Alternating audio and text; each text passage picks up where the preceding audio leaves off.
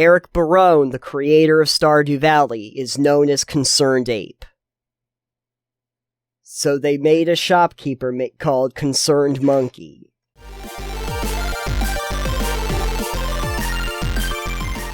I was actually like one of the alpha backers for the Kickstarter. And so technically I could have been playing the alpha version of the game for the last year and just didn't. So there's that. But the thing is, like, it does a lot of things right. But you can tell that it's still in a somewhat finished state. That there's a lot of stuff that's unfinished, a lot of like placeholder icons and stuff for different parts and pieces, like a lot of celebrations and stuff that are supposed to go into the different years, because basically just upshot is that it's basically I'm not gonna lie, it's just Stardew Valley. It's basically just Stardew Valley, but a different version of Stardew Valley, where they were like, well, we're going to modernize it, and we're going to it's not going to be pixel graphics anymore, and we're going to have more characters in it, and we're going to have more romance options, and, it's going to be set on an island, and you'll be able to do, like, dungeon diving, but, like, you'll be able to actually do diving, and the graphics are going to be nice and cartoony, and we're going to try to streamline some stuff, but they make it pretty clear it is just Stardew Valley. Like, they took so much away from the structure, how it's organized, how the days run, the activities that you do. Yeah, it's Stardew Valley, Quan. It's definitely Stardew Valley, which I think people were planning on. My favorite thing, though, to just because they are not even disguising it. If you go out in the woods, there's a monkey, right? And the monkey has like a little shop, and it comes out, and the monkey is called Concerned Monkey. And if you don't know, because I'm sure you don't, but I do not. Eric Barone, the creator of Stardew Valley, is known as Concerned Ape. So they made a shopkeeper called Concerned Monkey. But at any rate, no, one of the big problems is like They tell you about like festivals and events and all of this other stuff that's there. When it rolls around, though, it becomes obvious like that the content really isn't there yet. I went to like one of the first festivals, and it was in spring, and they did. And again, this is exactly like Stardew Valley. You go to the beach. There's a giant pot, and you can put an ingredient in the pot to like add to the community potluck. But you go up to the pot, and it says, this will be available as soon as the developers think to implement it. So I'm doing their version of, like, the community center stuff, and I'm doing their version of, like, the museum stuff, and the diving part, but I'm realizing, like, a lot of the content, especially just because I'm going through year 1, isn't there yet. There's a lot of, like, tier 2 stuff that isn't even available. It just says tier 2 stuff not available. Should it just hold off on playing it anymore until it actually has more content in it? Because I feel like I'm gonna have to miss a bunch of stuff in year 1, go and start playing year 2, and hope that they update it by then, and then just play a whole other year to actually do half the stuff. It looks real good, and it plays really nicely, and I think some of the improvements that they made were nice. But I don't know if it's in a finished enough state for the model that they use, and I'm a little sad because, like, when I first played Stardew Valley back when it originally came out, it was all there. Yeah. And that was like one dude like, granted, he worked on it for like 6 years or something like that, but it was all there when it originally launched. This is a more ambitious project with more people, and obviously they're putting more into it, but I would have liked to see it maybe fleshed out to the point where it felt like a season was like an actual season with stuff to do. And again, they have to do the coding. They have a lot of art assets that they have to go into this. But you can tell there's multiple things, like just the enemies that are in the dungeons right now are there's one slime, and then there's one like arachnid, like red spider thing. Those are the two kinds of monsters you meet. I haven't met any other monsters. Those are it. And I've been through the earth, and there's a water temple.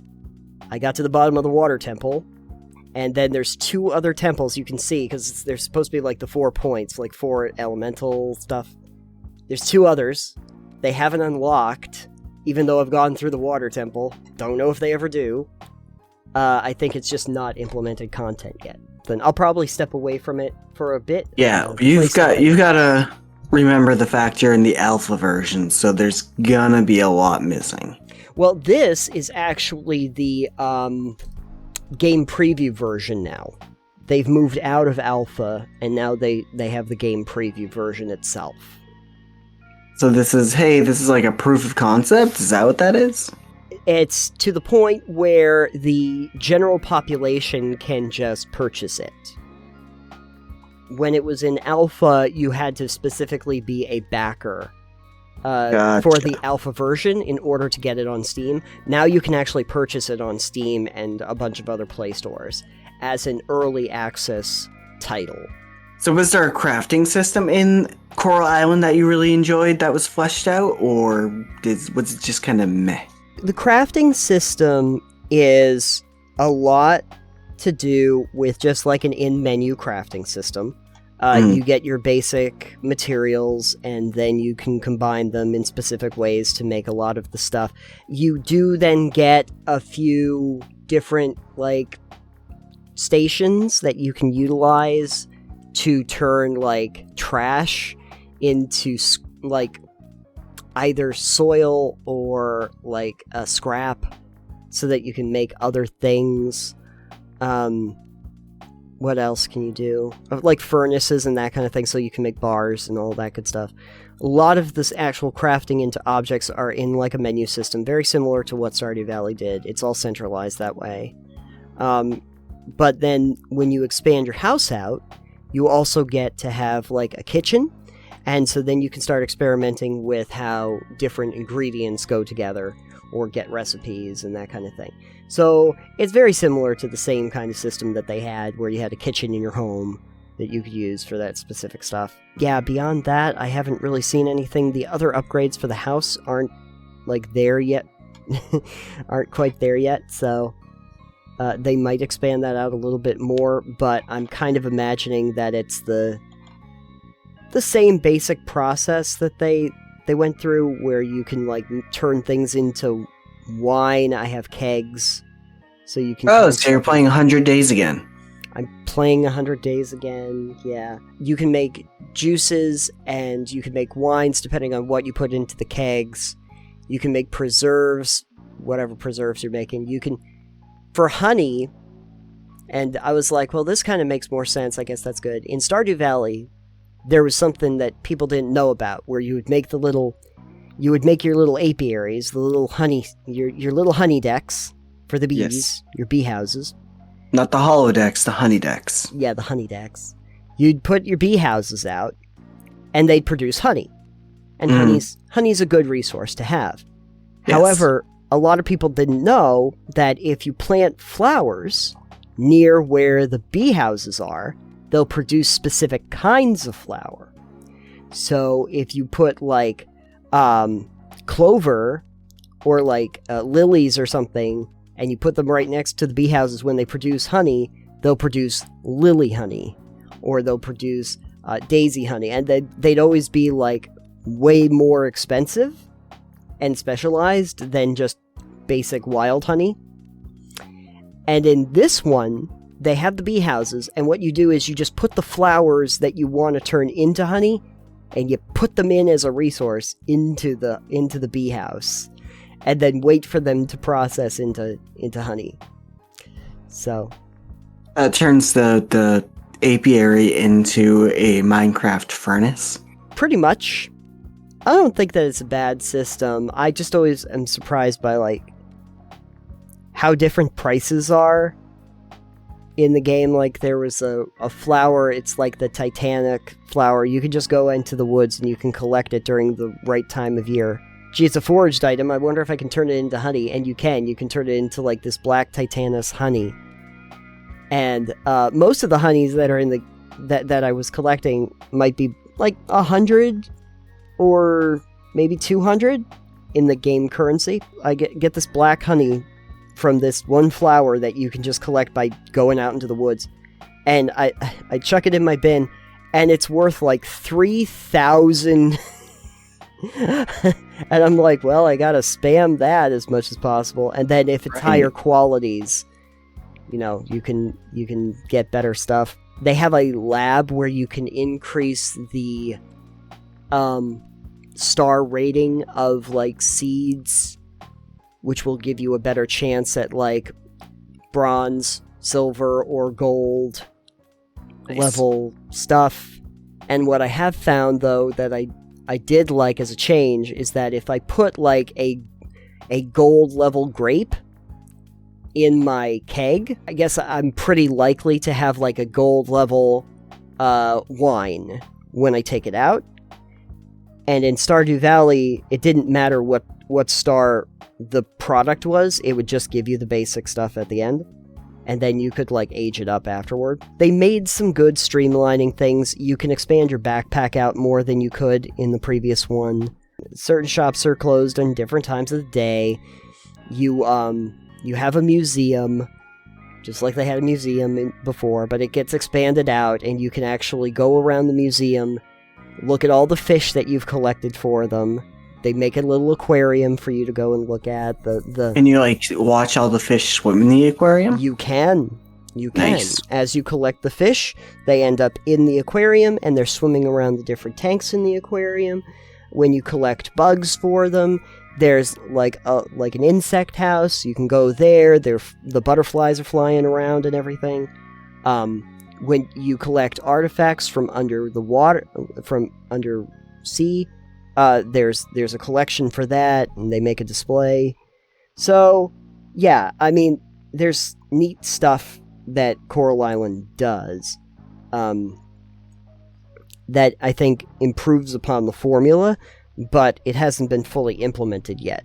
So, and considering that it does have to do with, like, going through those seasons and everything, I get concerned about doing it all, because, you know, I won't see a lot of the content until a whole other season passes by. So, your thoughts for the early access or alpha build then? Or would you recommend it to people looking for something similar to Stardew Valley, like, when it's more complete? And around and everything.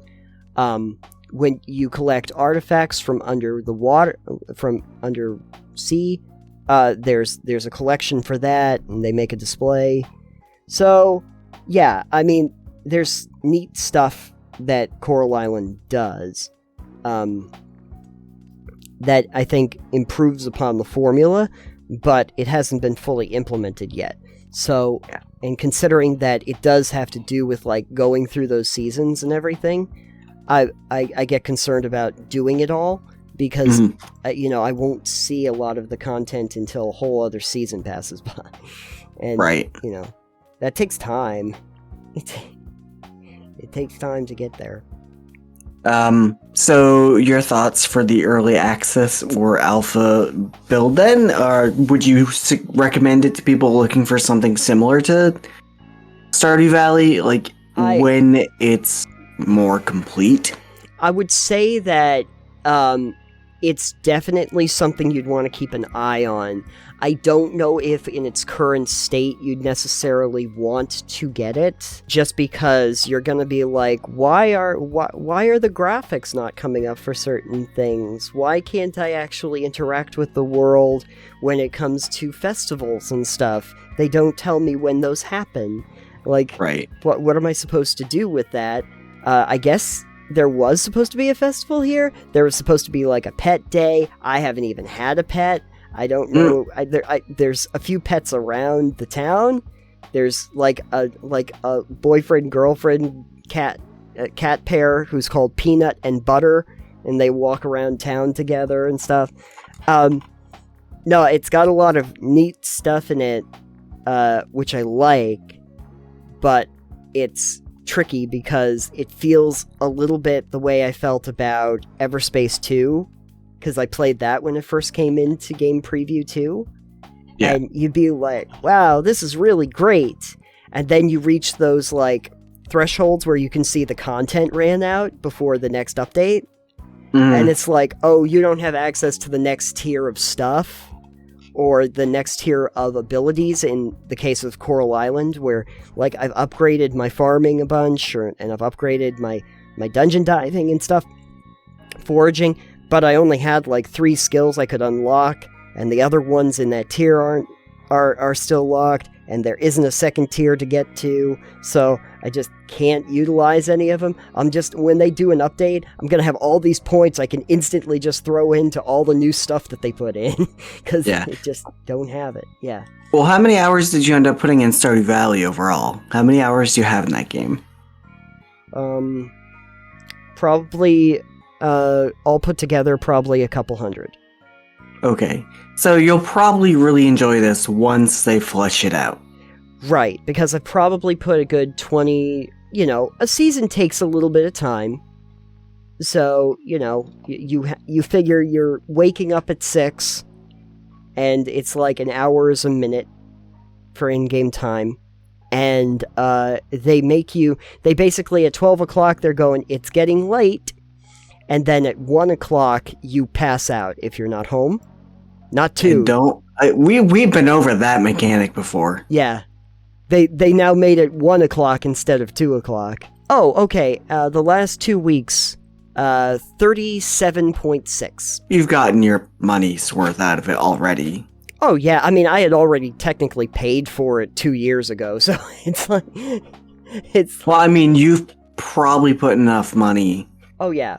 Like, if you break it down by how long you've played versus how much you paid for it, you've probably gotten your money's worth. There's always this thing about, like, your hours versus your money spent in, and how people calculate that. And I always feel like there's a quality versus quantity argument that you can get for that. But there is. Yeah. We could talk about that. Maybe we could do that as our next segment. We could probably do that as our next segment. No, for what I pay, like 37.6 hours, and that's been, like, I'm in winter right now. Winter's kind of a boring month. There's nothing to grow. So I'm just kind of like seeing if I can just tool around the dungeons a little bit more. Maybe upgrade my stuff while I'm here. It's worth it. It's just as addictive as any of the cozy games that are like Stardew Valley, right? There were some other ones that were in a similar vein that I had been looking forward to. At some point, I wanted to play Bear and Breakfast, which always looked so much fun. Right, that one looked cute. Yeah, I mean, just the idea you're going to be a bear that runs a bed and breakfast. It's just instantaneously, like, sold. There's ones like that I just get into, and I know that that's going to be a good portion of my life. But I appreciated that they wanted to make something that wasn't like the pixel graphic chiptune sort of style, that they wanted to make it more fleshed out and vibrant. And right. Setting it on an island helps with that. The water looks really great. The underwater section is fun. Being able to go under the waves, they make these allusions to, like, the sea creatures just kind of like passing by really briefly, so you can't quite see what it is. Like, there's mysteries under the sea that you need to uncover. Neat stuff like that. Really cool idea. But yeah, I'd like to see it more fully done.